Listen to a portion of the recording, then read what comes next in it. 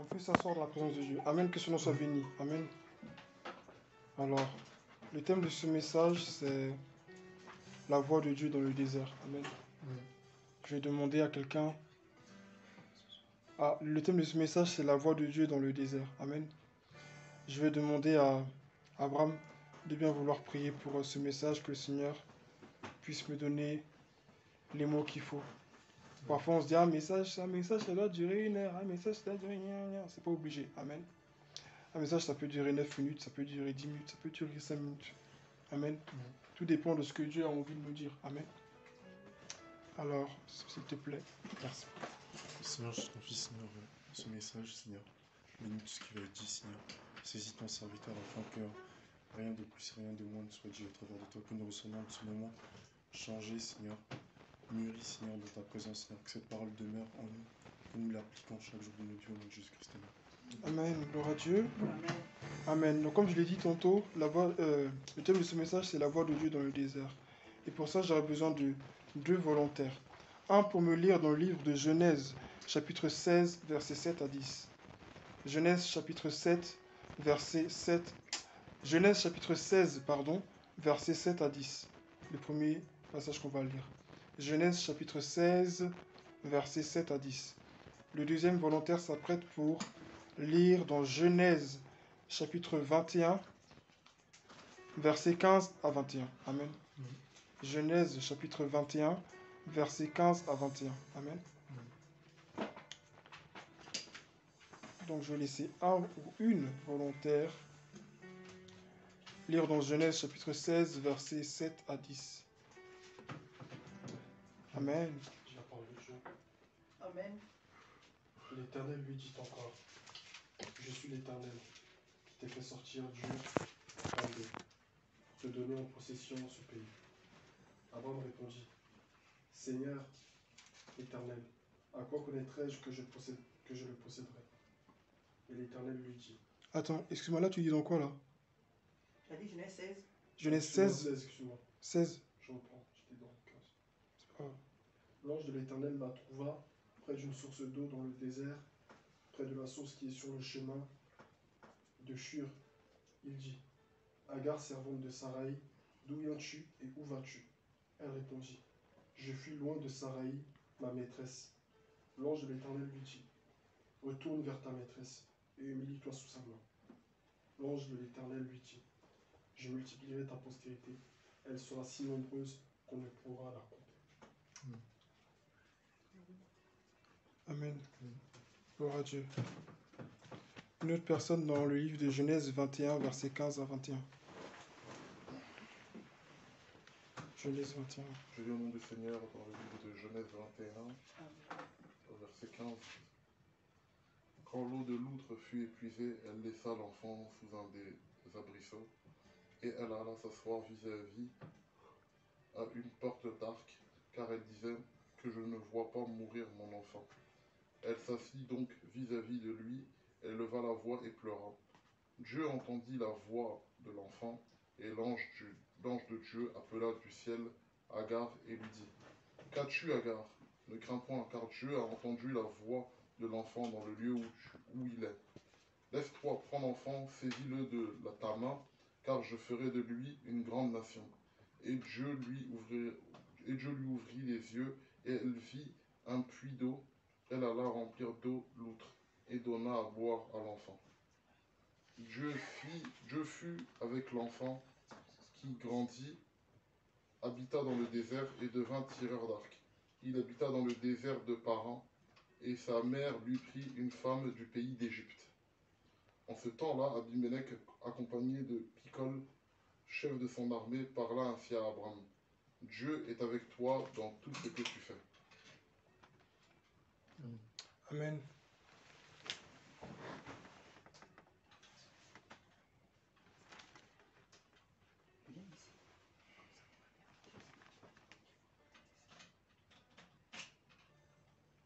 Amen. Amen. Je crois que tu es parti un peu plus loin. Il s'installa dans le désert de Paran et sa mère prit pour lui une femme égyptienne. Amen. C'était écrit jusqu'au verset 21. Amen. Gloire à Dieu. Ce matin, le thème de ce message, comme je l'ai dit tout à l'heure, c'est la voix de Dieu dans le désert. Pourquoi? Parce que voyez-vous, lorsqu'on ne traverse pas de moments difficiles, amen, c'est pas qu'on n'entend pas Dieu. C'est pas qu'on est tellement qu'on est des opportunistes ou bien on fait appel à Dieu que quand on est dans les problèmes. Mais il faut dire la vérité. Quand on a des problèmes, quand on est dans les moments difficiles, on est plus sensible au Seigneur. Amen. La voix de Dieu, je disais à ma mère une fois, la voix de Dieu semble plus perçante dans les moments difficiles que dans les moments de joie. Amen. Pourquoi? Parce que tout d'un coup, Dieu devient soudainement, c'est pas qu'il n'était pas avant, mais nous réalisons en fait dans ces moments-là que Dieu est notre seul secours. Amen. Alors, je vais mettre en avant ici 3 points importants. Amen. Le premier, c'est le désert, lieu de rencontre avec Dieu. Amen. Je redis encore, le désert, lieu de rencontre avec Dieu, le premier point. Non, c'est le premier point. Le premier point, c'est le désert, lieu de rencontre avec Dieu. Amen. Le thème, c'est la voix de Dieu dans le désert. Amen. Donc, le premier point, comme je l'ai dit tantôt, le désert, lieu de rencontre avec Dieu. Lorsqu'Agar était dans la maison d'Abraham, on n'entendait pas parler avec Dieu. Amen. Amen. Lorsqu'Agar était dans la maison de Dieu, dans la maison d'Abraham, elle avait été prise en Égypte. Ça avait été un des cadeaux que le roi leur avait offert. Il leur a offert des biens et parmi eux, il leur a offert des serviteurs, des servantes, dont Agar. Amen. Et Agar a vécu avec Abraham et Sarai sous leur toit. Amen. Mais qu'est-ce qui se passe? C'est qu'en fait, Sarai et Agar ne s'entendent pas. Amen. Sarai maltraite un peu Agar. Amen. Et elle l'abat. Et ça ne se passe pas bien entre les deux. Donc Agar, qu'est-ce qu'elle décide de faire? Ce qui se passe déjà, c'est qu'en fait, rappelons-nous en fait que Abraham avait reçu une promesse qu'il allait avoir une grande descendance. Amen. Mais lui et sa femme ne pouvaient plus faire d'enfants parce qu'ils étaient trop vieux. Amen. Et qu'est-ce que Sarah fait? Elle lui dit, prends ma servante Agar. Amen. Prends ma servante parce qu'elle est jeune et puis elle ou moi peut te donner un enfant. Amen. Donc, ce qui se passa, ils ont eu des rapports entre deux. Et puis,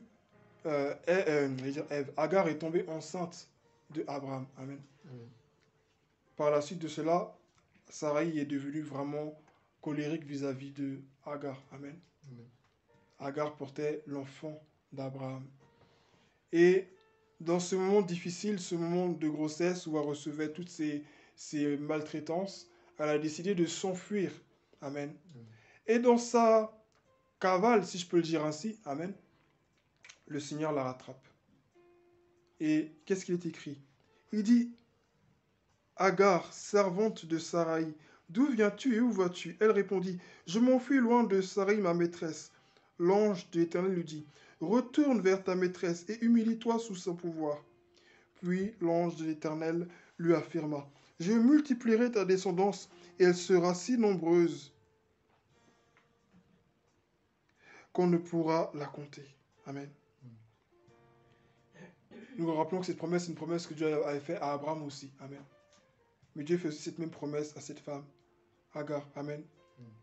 Mais qu'est-ce qu'on voit dans ce passage? C'est que lorsque dans le désert, lorsque dans ce monde difficile, elle rencontre le Seigneur, Dieu ne lui dit pas, hey, ça va, qu'est-ce que tu fais? Amen. Non, Dieu est là pour lui donner des instructions. Amen. Quand Dieu se présente à nous dans le désert, c'est pour nous révéler, pour nous donner des instructions. Amen. Il est là pour communiquer avec nous. Il est là pour nous faire grandir. Il est là pour nous apprendre des choses. Il dit quoi? Retourne vers Sarai et humilie-toi. Et ce sera quoi le fruit de cette humilité-là? L'élévation. Amen. La promesse, la gloire. L'ange ne savait-il pas que Sarai maltraitait un peu Agar? L'ange ne savait-il pas que les deux ne s'entendaient pas très bien et qu'il allait encore avoir des chances qu'elles revivent encore la même chose? Mais Dieu lui a dit de repartir. Parce qu'il sait ce qu'il veut faire dans la vie d'Agar. Et il veut que Agar soit bénie. Parfois, pour qu'on soit béni, il faut qu'on retourne en arrière. Parfois, pour qu'on soit béni, Dieu va nous demander de faire des choses qui peuvent nous sembler incohérentes pour nous-mêmes. Amen. Donc, je vous encourage chacun de nous. C'est dans les mondes de désert que nous rencontrons Dieu. dans les moments de désert. Lorsque Moïse a rencontré Dieu, ce n'est pas en Égypte. Peut-être qu'il a lu ce qui était écrit, amen, comment on appelle, sur les murs, les hiéroglyphes et tout ça, amen. Mais n'empêche, Moïse a vraiment rencontré Dieu dans le désert, sur la montagne, amen. Dieu aime nous emmener dans des coins arides. Dieu aime nous emmener dans des coins, dans des moments difficiles, parce qu'il sait que c'est là où nous serons isolés du bruit du monde. Ce qui m'emmène à mon deuxième point, qui est le désert, lieu de difficulté et isolé des bruits du monde. Amen. C'est un lieu où Dieu nous rappelle notre consécration à lui. C'est un lieu où Dieu nous rappelle qui nous sommes. C'est un lieu où Dieu nous révèle son plan parfait pour nos vies. Mais parfois, dans les moments de joie, on est tellement déconcentré avec tout ce qui se passe autour de nous. Les anniversaires par-ci, les fêtes par-là, l'école, le travail, le week-end, qu'est-ce que je veux faire, mon planning de la semaine. Et Dieu, des fois, il casse tout ça et il nous permet d'être dans une période comme de transition où il nous fait entrer dans laquelle il nous fait entrer avec lui dans le but de nous permettre de nous rapprocher de l'objectif pour lequel il nous a emmenés dans ce monde. Il a dit à Jérémie, avant que tu ne naisses, je t'avais déjà consacré, je t'avais déjà établi prophète des nations. Parce que Dieu nous a établis, parce que Dieu nous a choisis pour lui, il va permettre à ce qu'il y a des moments dans notre vie où nous serons déçus, où nous aurons des blessures, des manquements, des abandons, des rejets. Parce que dans ces rejets-là où les gens nous repoussent, en fait, j'ai comme une image. Les gens qui nous rejettent, qui nous repoussent, c'est comme si sans le savoir, en réalité, elle nous repousse, mais vers Dieu en réalité. Amen. Parce qu'une personne qui toujours va m'accueillir dans ses bras, qui toujours va me dire, oui, mon frère, je suis là pour toi, qui est vraiment présent, où est la place de Dieu en réalité? C'est le genre de relation qu'on aimerait avoir. Mais imaginons que l'homme est vraiment fidèle. L'être humain, dans sa globalité, je ne parle pas que l'homme masculin, mais l'être humain dans sa globalité est vraiment fidèle. Il tient ses promesses, il est présent, il pourvoit tous nos besoins, il ne ment jamais, il est parfait. Où est la place de Dieu au final? Donc il faut qu'il y ait des imperfections au milieu de nous pour que nous nous rendions compte que seul Dieu est parfait. Amen. Il faut que l'être humain nous rejette pour que nous, à notre tour, nous soyons poussés, ou si je peux dire contraints. Bon, ce n'est pas une contrainte, mais comme dans notre humanité, dans notre chair, nous avons mal, je dirais contraints, parce que ça fait mal toujours. Amen. À aller dans la présence de Dieu. Amen. Parce qu'il n'y a que dans la présence de Dieu qu'on trouvera tout ce dont on a besoin. Dieu, des fois, il permet des choses qu'on ne comprend pas. Qu'on ne comprend pas. On se dit, mais pourquoi est-ce que moi, ton enfant, je vis ça? Pourquoi est-ce que moi, ta fille, j'ai sacrifié beaucoup de choses. Dans ma famille, j'ai dit non à beaucoup de choses, j'ai accepté beaucoup de choses. Pourquoi c'est moi qui... Mais Dieu permet tout ça parce que il veut qu'il y ait une rencontre entre toi et lui. Il est en train de t'isoler. Quand Dieu t'isole, il te cache. Quand Dieu t'isole, il te prépare aussi au meilleur. Amen. Amen. Ce moment, c'était une rencontre entre Agar et Dieu. Dans le deuxième passage que nous avons lu dans le livre de Genèse chapitre 21, Amen, il dit à partir du verset 15, « Quand l'eau de l'outre fut épuisée, elle laissa l'enfant sous un des arbrisseaux et alla s'asseoir vis-à-vis et à la distance d'une porte d'arc, car elle se disait, je ne vais pas voir mourir mon enfant. Elle s'assit donc vis-à-vis de lui et se mit à pleurer tout haut. Dieu entendit les cris de l'enfant. L'ange de l'Éternel appela Agar depuis le ciel et lui dit, qu'as-tu, Agar? N'aie pas peur, car Dieu a entendu les cris de l'enfant là où il se trouve. Amen. Amen. Quand l'outre était, quand il n'y avait plus d'eau, amen, quand il n'y avait plus d'espoir, amen, quand il n'y avait plus d'espoir, Dieu nous isole. Mais il nous isole, et dans cet isolement-là, en fait, c'est dans un état où nous ne pouvons voir que lui. Amen. Amen. C'est comme si, je ne sais pas, bon, on est dans un salon, donc je vais le dire, c'est pas grave, comme si on enlevait toutes les décorations qui sont là, toutes les décorations qui sont là, et puis je n'en laisse qu'une seule. Amen. Vous n'allez voir que cette décoration-là, il n'y a que cette décoration que vous allez fixer. Amen. Si on prend une salle, je ne sais pas moi, dans une salle de classe, on enlève tous les bureaux, toutes les chaises, on enlève tout, on laisse que le bureau. Vous allez entrer dans une pièce, vous n'allez voir qu'un bureau. Dieu, c'est comme ça qu'il fait. Il débarrasse tout, il enlève tout ce qu'il y a sur notre chemin, et il est là devant nous, il dit, voilà, il n'y a que moi maintenant. pour qu'on apprenne à avoir les yeux fixés sur lui. Amen. La génération de Gédéon dans la Bible que l'on voit, dans le livre de Juges chapitre 6, si je ne me trompe pas, c'est une génération qui n'avait pas connu les combats. Amen. C'est une génération qui n'avait pas connu les choses que leur père avait connues. Mais ils étaient sous l'oppression des Madianites. Amen. Et Gédéon, lui que Dieu avait choisi, il était déjà dans une posture de révolution parce que la Bible dit, quand on tombe sur Gédéon, la Bible dit qu'il fait quoi? Il battait le froment en secret à l'abri des Madianites. Donc il était en train de faire quelque chose qui lui était interdit à la base de faire. Il était déjà dans cet esprit-là. Amen. Il était dans un esprit de désespoir. Quand l'on s'adresse à lui, qu'est-ce qu'il dit? Mais où sont les miracles dont nos pères nous parlent? Où sont tous ces prodiges dont nos pères nous parlent?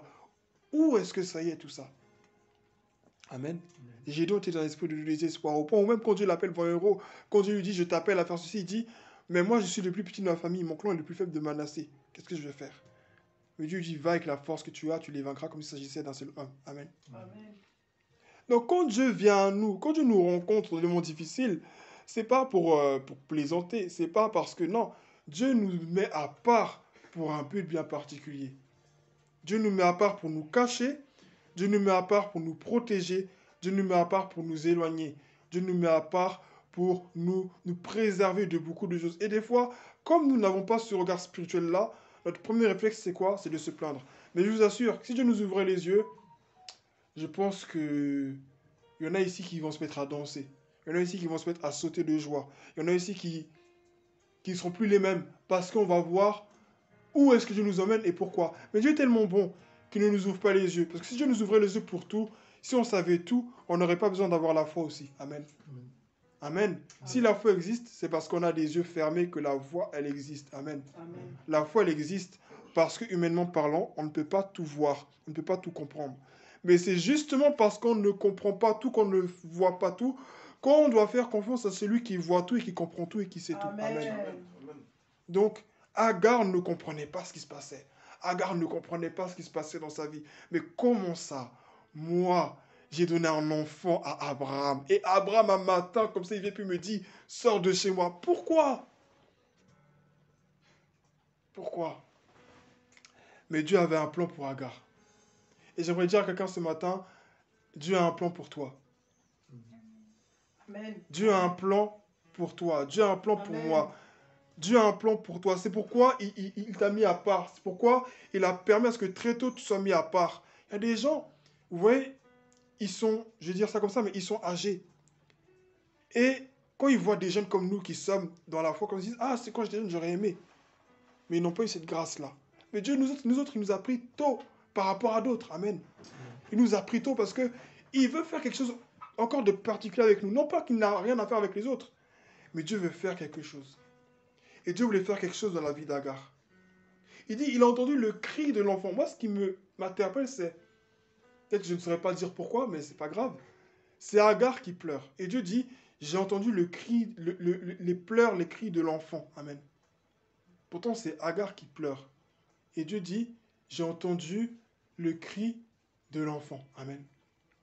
Dieu entend nos cris. Amen. L'enfant n'a pas crié. Amen. Mais Dieu l'a entendu. C'est pas parce que tu ne cries pas que Dieu ne t'entend pas. Amen. Ce n'est pas parce que tu ne dis rien que Dieu ne voit rien, que Dieu n'entend rien.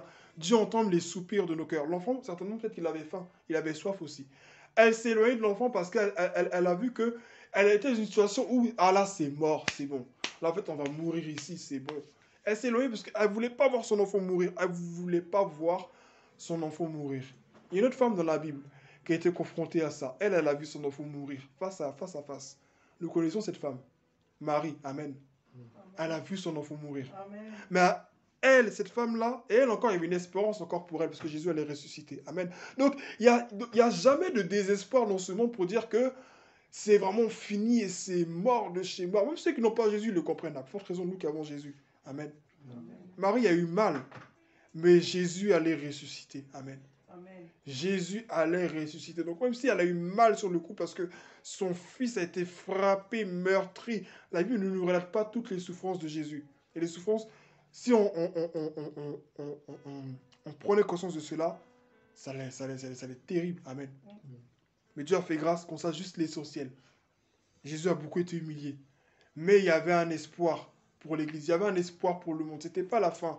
Et hier, je suis tombé sur un verset, pendant que j'étais au moment de prière là-bas, dans Ésaïe, où il est écrit, « Les ténèbres ne demeureront pas toujours. » Amen. Et j'aimerais dire à quelqu'un ce matin, les ténèbres, ce que tu vis, ne demeurera pas toujours. Il n'y a rien d'éternel sur cette terre. Amen. Dans ce monde, dans le monde des humains entre nous, là, l'éternité n'existe pas ici. Amen. Soit tu vis ta situation et peut-être tu meurs dedans et c'est fini. Soit tu vis ta situation et tôt ou tard, il y aura un boom, un badaboum et ça va se régler. Amen. Agar était dans une situation bien particulière. Elle ne voulait pas voir son enfant mourir. Et Dieu tout d'un coup lui parle. Encore une fois, la deuxième fois, elle est encore dans le désert. Non pas parce qu'elle a fui, mais parce qu'on l'a chassée. Amen. Il y a ceux qui se trouvent dans le désert parce qu'ils ont fui. Donc c'est eux-mêmes qui se créent leur propre désert. Amen. Et il y a ceux qui se trouvent dans le désert vraiment parce que les circonstances de la vie, selon la destinée que Dieu a fait pour eux, ils se retrouvent dans ce désert-là. Amen. Et Agar a vécu ces deux façons de se retrouver dans le désert. Amen. Donc je dis, le désert, ce deuxième point, c'était le désert est un lieu de difficulté et isolé du bruit du monde. Dieu veut t'apprendre à écouter sa voix. Voilà pourquoi il te fait passer par ce désert. Dieu veut t'apprendre à le connaître. Voilà pourquoi il permet que tu passes dans ce désert. La Bible dit que l'Esprit a conduit Jésus dans le désert. Ce n'est pas le diable qui a conduit Jésus dans le désert. Ce n'est pas la chair qui a conduit Jésus dans le désert. C'est l'Esprit de Dieu qui a conduit Jésus dans le désert où il allait être tenté par le diable. Amen. Donc Dieu aussi nous conduit dans le désert où nous allons vivre des attaques, où nous allons vivre des moments difficiles. Dieu nous conduit dans le désert. Amen. Amen. Dans le désert où il y a des serpents, où il y a des scorpions. Quand Jésus dit, Jésus a le pouvoir de marcher sur les serpents et les scorpions, comprenons aussi que cela aussi rappelle aussi son expérience qu'il avait dans le désert aussi. Amen. Amen. Dans le désert aussi, il a dû voir là-bas des serpents, des scorpions. Amen. Amen. Amen. Donc, il dit par la suite, Dieu lui ouvrit les yeux et elle vit un puits. Elle alla remplir l'outre d'eau et donna à boire à l'enfant. Amen. Voilà la solution. Elle a été là, dit, elle va mourir. Mais Dieu avait prévu là une solution. Dieu avait prévu une solution. Lorsqu'Abraham allait sacrifier Isaac, Isaac a dit, Dieu pourvoira. Amen.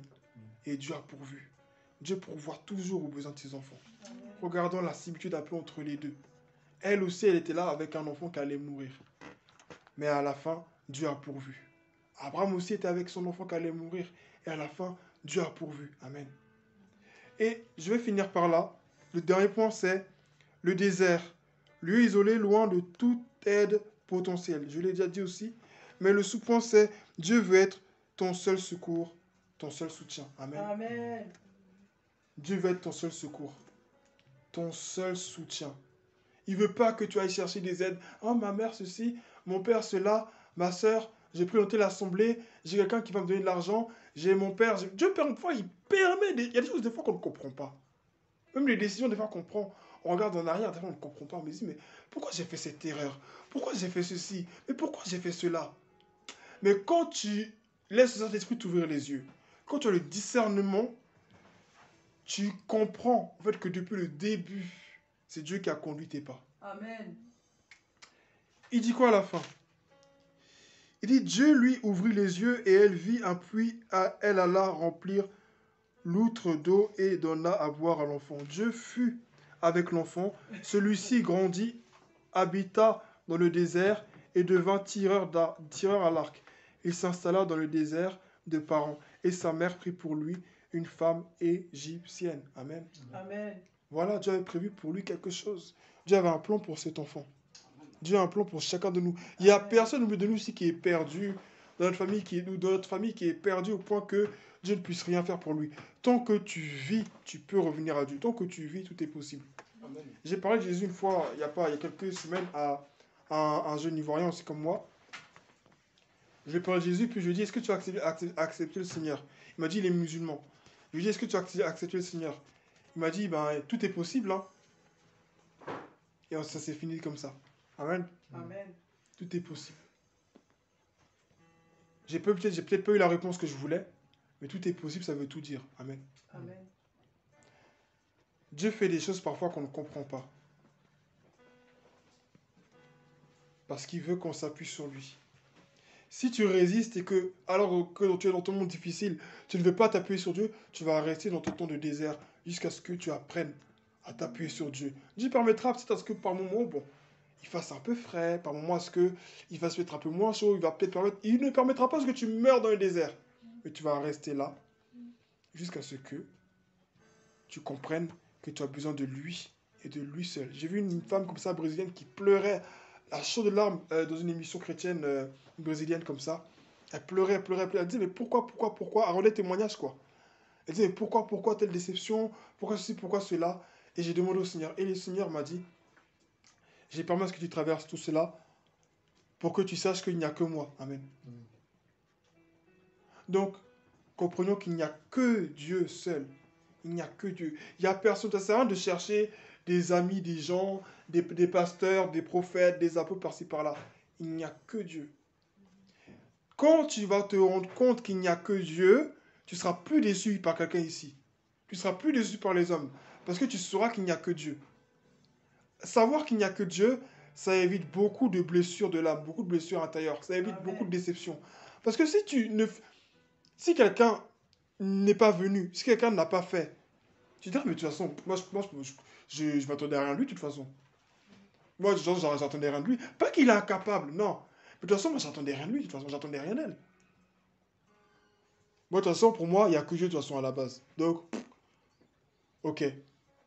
Mais Dieu, parfois, il permet qu'on fasse des erreurs. Parce que les erreurs nous enseignent. Nos erreurs sont nos meilleurs enseignants dans la vie. Si nous ne faisons pas d'erreurs, nous ne comprendrons pas. C'est pour ça que moi, j'aime pas les gens qui blâment les autres quand ils font des erreurs. Parce qu'on est tous humains ici. Amen. Et ceux des femmes qui aiment blâmer, des fois, sont pires que ceux qui font l'erreur. Amen. Nous ne nous blâmons pas les uns les autres. Ma soeur a fait une erreur, je l'ai vue. Je ne suis pas obligé d'aller lui en parler. Je ne suis pas obligé d'aller lui dire. Derrière, je pense à elle, je bombarde dans la prière pour ma soeur. Je bombarde pour mon frère. Et si je dois aller vers elle, je prie que Dieu puisse me donner les mots qu'il faut pour que je puisse aller voir ma soeur et puisse prier pour elle. Amen. C'est ça. Regardez comment Dieu l'a fait pour Agar. Regardez comment Dieu l'a fait pour elle. Dieu l'a soutenue. Dieu était présent pour elle. Dieu ne m'a pas dit, mais Agar toi aussi. Mais Agar toi aussi. Mais t'as pas vu, mais Agar toi aussi. Non, Dieu était là, il lui a dit, Agar, ça va aller. Dieu a été pour elle un oasis en plein désert. Et je vais finir par là.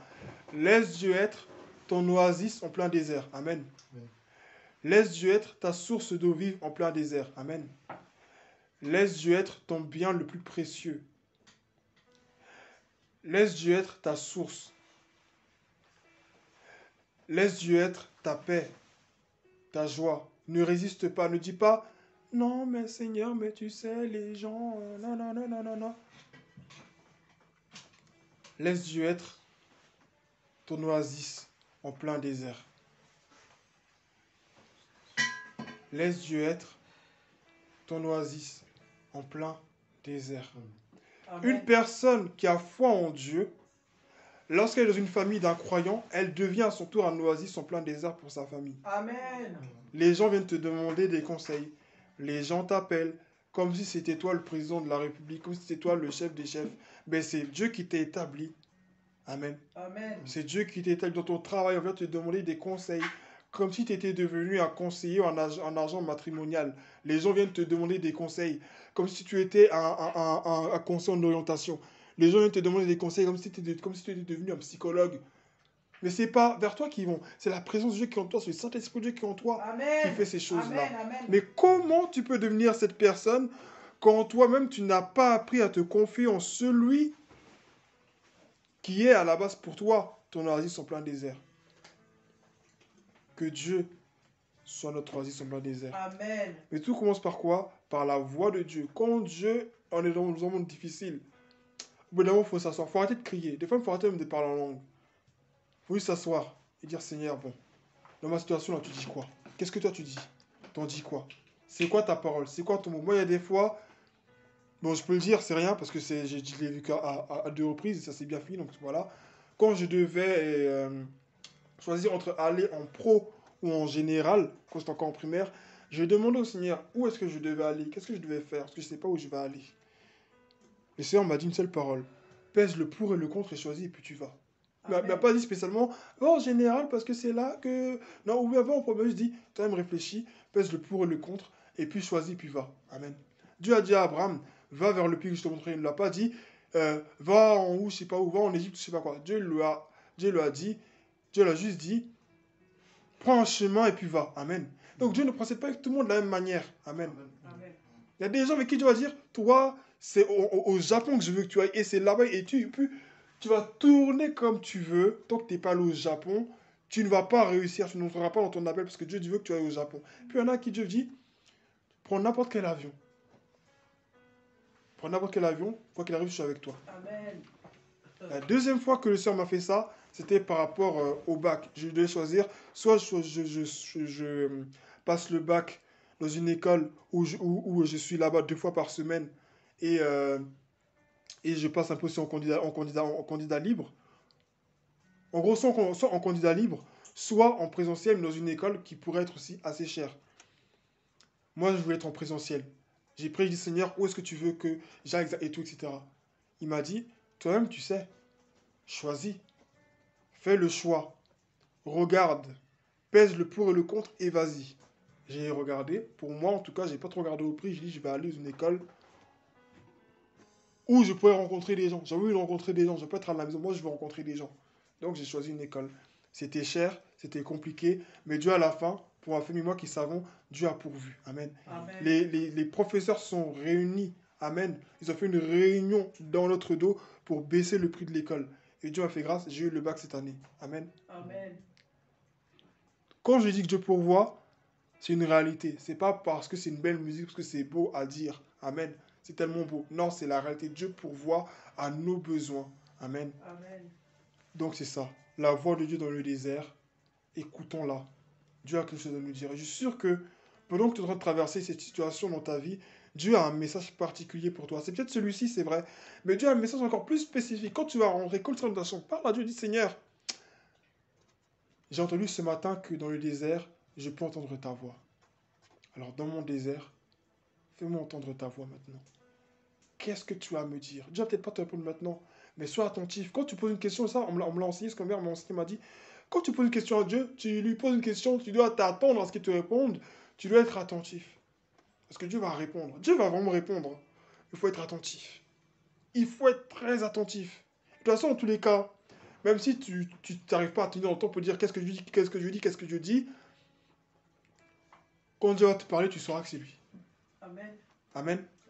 Quand Dieu va te parler, tu sauras que là, c'est Dieu qui me parle, puis c'est personne d'autre. C'est pas mon imagination, parce que des fois, on aime trop dire ça. Non, c'est mon imagination. C'est pas forcément l'imagination, Dieu parle. Amen. Donc que Dieu soit béni. Amen. Amen. Et n'oublions pas que Dieu parle. Dieu parle. Il faut qu'on soit attentif. Ouvrons les yeux. Dieu parle. Amen. Amen. Que son nom soit béni. Et puis prenons courage, c'est pas facile. Mais dans tout ce qu'on traverse, Dieu a quelque chose à dire. Dieu a quelque chose à dire. Il faut qu'on soit apte à l'écouter. Amen. Amen. Que son nom soit béni.